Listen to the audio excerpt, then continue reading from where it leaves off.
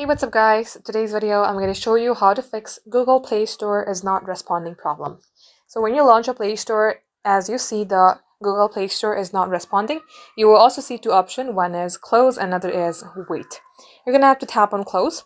Once you have closed the application, head over to your settings, scroll all the way below and tap on apps.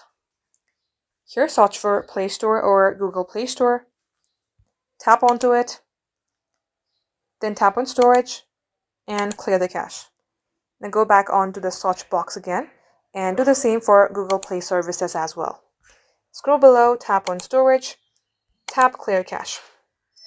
Now as you do that, you're going to have to simply long tap onto your Play Store and tap on the I button as well. Tap on force stop, then OK. You restart your device and see if it fixes your problem. If it's still not showing and if your Play Store is still not responding or working, head over to your settings again. Get to the settings homepage, then scroll all the way below, tap on software update. If you see any updation available for your device, go ahead and confirm your action and update the software. Make sure that you are using the latest software in your phone. And likewise, this will hopefully fix your problem. Thank you for watching.